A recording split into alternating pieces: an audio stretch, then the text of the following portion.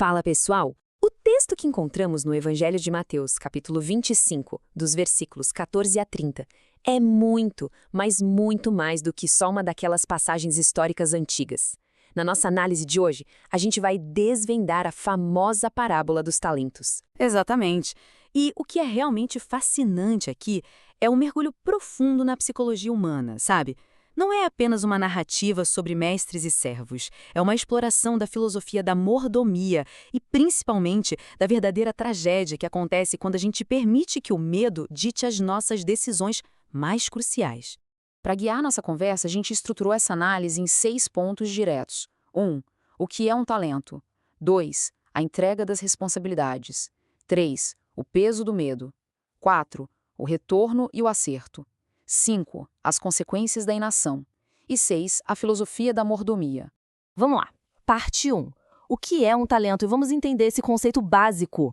Bom, quando a gente ouve a palavra talento hoje em dia, logo vem à cabeça alguém que toca violão muito bem ou que é um gênio da matemática, né? Mas, no contexto histórico original, a realidade era bem diferente. Naquela época, um talento era uma medida financeira simplesmente brutal. Estamos falando de uma unidade de peso colossal para prata ou ouro, que equivalia a literalmente muitos anos de salário de um trabalhador comum. Nossa, sim. E pensar nisso cria uma ponte perfeita para o nosso significado moderno. Porque o talento não é só uma habilidade isolada que alguém tem. É um valor imenso que foi confiado a essa pessoa. É a metáfora ideal para o potencial gigantesco que cada ser humano carrega dentro de si. E isso nos leva à parte 2, a entrega das responsabilidades. O cenário começa com um senhor que está prestes a fazer uma longa viagem. E antes de botar o pé na estrada, ele decide distribuir a riqueza dele entre os servos. Só que ele não divide em partes iguais, não. Ele entrega 5 talentos para o primeiro, 2 para o segundo e apenas 1 para o terceiro, e fica ausente por um longo período de tempo. E tem um detalhe aí que é absolutamente crucial. Essa distribuição foi baseada na capacidade que aquele senhor já reconhecia em cada um deles. Ele não deixa uma listinha de regras ou um manual de instruções restrito. Ele simplesmente entrega a responsabilidade, dá o tempo necessário e faz isso num ato de profunda confiança e delegação. Entrando na parte 3, o peso do medo. Como eles reagem a essa pressão? Com a responsabilidade na mão, a gente vê uma divisão gritante de atitudes. Os 2 primeiros servos pegam aquela fortuna e partem direto para a ação. A postura deles é definida pelo risco, pelo foco em fazer acontecer e na busca pelo crescimento. Eles vão lá, dão a cara a tapa e conseguem dobrar os talentos que receberam. Em total contraste, o terceiro servo é engolido por uma força paralisante. Em vez de olhar e ver uma baita oportunidade, ele enxerga uma armadilha. O cara vai lá e literalmente cava um buraco na terra para esconder o dinheiro. A psicologia por trás disso é muito densa, sabe? Aquele pavor de falhar e o medo terrível do julgamento do mestre deixam ele congelado no estado de absoluta estagnação. Seguindo para a parte 4, o retorno e o acerto. A hora da verdade. A gente chega naquele momento central em que as filosofias de vida batem de frente com a realidade. O Senhor finalmente volta depois de muito tempo e pede a prestação de contas. Os 2 primeiros servos apresentam o dobro do que lhes foi confiado e a resposta do mestre é: muito bem, servo bom e fiel, entra no gozo do teu Senhor.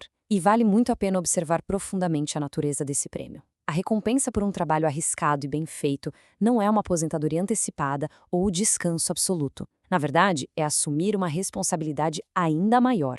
E claro, isso vem coroado com um convite maravilhoso para compartilhar da alegria íntima e genuína do próprio mestre. Exato, e isso revela pra gente qual é a verdadeira métrica de sucesso dessa parábola. Ser fiel com o que parece ser pouco é justamente a chave que destrava a autoridade sobre muito, e essa recompensa é essencialmente relacional, mas, filosoficamente falando, o ponto mais forte aqui é que o mestre pronuncia a mesmíssima frase de elogio tanto para o servo que multiplicou 5 talentos quanto para o que multiplicou 2. O sucesso não é medido pelo número absoluto na conta no final das contas, mas sim pelo esforço corajoso de multiplicar aquilo que foi entregue na proporção exata da capacidade de cada um. Mas aí chegamos na parte 5, as consequências da inação. A prestação de contas final. Aquele clima de alegria dos primeiros servos logo desaparece quando chega a dura realidade da prestação de contas do terceiro servo. Os fatos objetivos são inegáveis. Quem tinha 5 talentos multiplicou para 10 e foi recompensado. Quem tinha 2 multiplicou para 4 e também foi promovido. Mas o servo que tinha apenas 1 talento tomou a decisão de escondê-lo. E a consequência não é ser perdoado por um excesso de cautela. Ele é duramente repreendido e, de forma bem impactante, é punido e perde exatamente aquele único talento que tentou guardar com tanto esforço. E aqui está a grande ironia dessa narrativa. Na tentativa obsessiva de proteger o pouco que tinha, o terceiro servo acabou perdendo absolutamente tudo. É a consequência devastadora de ter uma aversão extrema ao risco. O medo constante de perder, de falhar, de não corresponder às expectativas, controlou tanto as ações desse homem que ele acabou construindo com as próprias mãos o exato fracasso que tentava evitar desesperadamente. Ele não perdeu o talento em um investimento ruim. Ele faliu pela recusa absoluta em sequer tentar usá-lo. Isso nos deixa com uma pergunta fundamental que reverbera até os dias de hoje.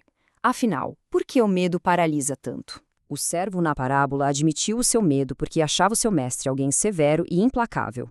E a reflexão aqui é muito clara. Quando a nossa visão de mundo, ou a forma como encaramos as nossas responsabilidades, é baseada exclusivamente no pavor do julgamento, a resposta psicológica natural é a fuga. A gente se esconde. Nós enterramos os potenciais mais preciosos que temos só para evitar a dor da falha. O problema doloroso é que evitar essa dor através da inação é, na verdade, garantir o desperdício. O que nos leva à parte 6, a filosofia da mordomia, nossa visão de mundo. Reunindo todos esses aprendizados, a essência do texto fica muito evidente. O primeiro princípio é que tudo que a gente tem nas mãos, seja o nosso tempo ou o nosso intelecto, é uma relação de confiança. Estamos administrando algo valioso, não somos donos absolutos para simplesmente jogar tudo numa gaveta e esquecer. E o segundo ponto, como o terceiro servo descobriu do pior jeito possível, é que a inação também é uma escolha ativa.